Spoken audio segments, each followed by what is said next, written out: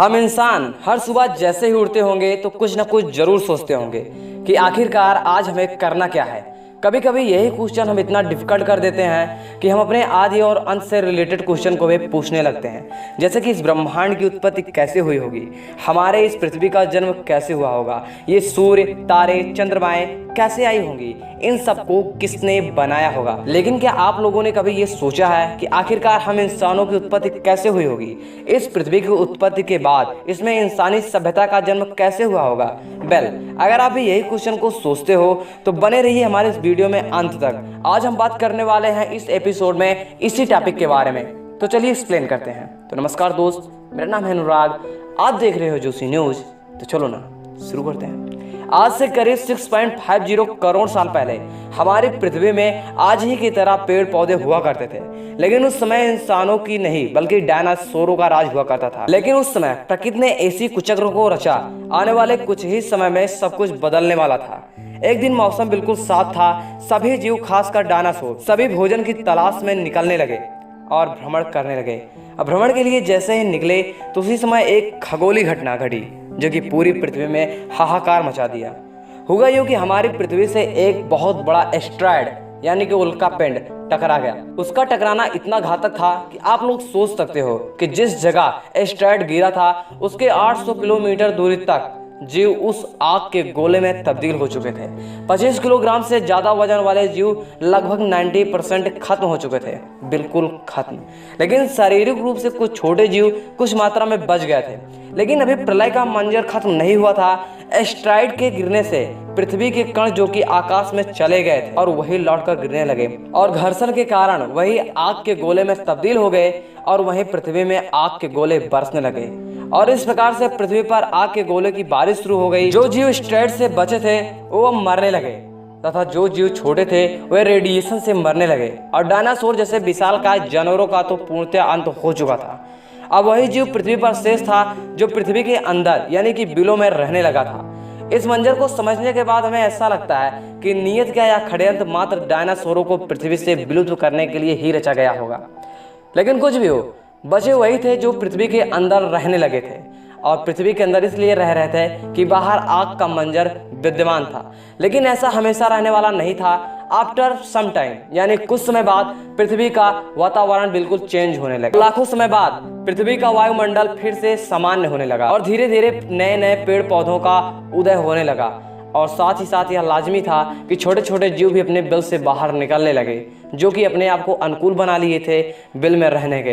अब वही चीज बाहर आने लगे और धीरे धीरे इतने समय बाद उन सभी मेमल्स कह सकते हो यानी कि स्तनधारी जीव वो सभी बाहर निकले और उनका भी यही लाखों वर्षों के अंतराल के बाद में उनकी भी शारीरिक स्थिति थोड़ी बदलने लगी और उनका आकार थोड़ा बढ़ने लगा। वही बंदरों के पूर्वज बनने लगे और धीरे धीरे एक ही जगह पर ना रहकर वो संपूर्ण जगह में जाने लगे और पृथ्वी का वायुमंडल चूंकि बिल्कुल सामान्य था तो उनके लिए कोई परेशानी वाली बात नहीं थी। तो अब उन्हें भोजन मिलने लगा था, वो एक जगह रहने लगे। लेकिन पृथ्वी की प्लेटों में कुछ ऐसा खासकर परिवर्तन हुआ जो कि भौगोलिक संरचना को बिल्कुल चेंज करने वाला था। पृथ्वी के दो बड़े भूभाग आपस में टकरा गए और जिसके माध्यम से एक बहुत बड़े पर्वत का निर्माण हुआ जिनमें भारत भी शामिल था और हिमालय नाम की एक पर्वत श्रेणी जिसमें दुनिया का सबसे ऊंचा शिखर यानी कि एवरेस्ट शिखर आज भी मौजूद है, तो उस हिमालय का निर्माण हुआ। अतः हिमालय का निर्माण जब हो गया तो हिमालय के पीछे से आने वाली हर एक हवाएं हिमालय से टकराने लगी तथा हमारे मौसम में कुछ चेंजिंग आने लगे, जैसे कि बारिश का होना तथा ऋतुओं का बदल जाना। जैसे कि कभी बारिश का समय आएगा तो कभी आ जाएगा ठंडी का। इस तरह से चीजें बदलने लगी और कुछ ऐसे भी जगह थे जहाँ की भीषण सूखा भी पड़ा था और सूखा पड़ने के साथ साथ वहाँ के जीव मरने लगे। आखिरकार वहाँ के पेड़ पौधे सूख चुके थे, नदियां नहीं थी, अतः वहाँ के जीवों को एक जगह से दूसरी जगह चेंज करना बेहद जरूरी था अगर उन्हें अपना अस्तित्व कायम रखना है तो। अतः उन्होंने धीरे धीरे अपने आप को डेवलप किया और दो पैरों पर चलने का प्रयास किया और वही जीव आगे चल के दो रूपों में विभक्त हो गए। एक इंसानी तरफ में आ गया, दूसरा चिंपांजी और गोरिल्ला की तरफ चला गया। वही जो ज्यादा डेवलप किए थे वो इंसान की तरफ आने लगे और जो कम डेवलप कर पाए थे वही गोरिल्ला चिंपांजी की तरफ जाने लगे और यही क्रम कुछ समय तक विद्यमान रहा। तो अब वो खड़े होकर चलने लगे क्योंकि दो पैरों पर चलने पर उनकी ऊर्जाएं कम खत्म होती हैं, तो उनके पास कुछ ऊर्जा बच जाती थी और वही ऊर्जा उनके दिमाग पर खर्च होने लगी। जब वही ऊर्जा उनके दिमाग पर खर्च होने लगी तो उनका दिमाग थोड़ा डेवलप करने लगा, और डेवलप करने लगा तो धीरे धीरे वो एक झुंड में रहने लगे थे। जीव शिकार करने के लिए एक दूसरे से मार काट करते थे, वही जीव आपस में मिलकर शिकार को करते थे। और समय के साथ प्रयोग के माध्यम से उन्होंने पत्थरों का प्रयोग सीख लिया और पत्थरों को रगड़कर धारदार बनाना स्टार्ट कर दिया, और धीरे धीरे वही अपने अस्त्र शस्त्र के रूप में प्रयोग में लाने लगे। लेकिन यही कंडीशन धीरे धीरे डेवलप होती रही। पेड़ पालों नदियों का आविष्कार होने लगा, क्योंकि हिमालय का आविष्कार हो चुका था, अतः वहीं से नदियों का भी निर्माण होने लगा। और नदियों के किनारे पानी होने के कारण वहीं पर ये लोग ज्यादा रुकते थे। अभी जो उसी जगह पानी पीने के लिए आते थे तो उन्हें वहां पर शिकार करना बेहद सरल होता था, इसलिए वो ऐसे ही रहने लगे और धीरे धीरे अपने विकास के क्रम को जारी रखा, और वो बिल्कुल आज के जैसे मानवों के रूप में तब्दील होते गए। और उन्हीं की सबसे बड़ी एक खोज है आग का खोज। और उन्होंने जैसे ही आग का खोज किया तो उनकी क्रियाकलाप बेहद ज्यादा आधुनिक हो गई। और जैसे ही आधुनिक हुई, जैसे कि वो पहले मांस को कच्चा खाते थे वही अब पका कर खाने लगे।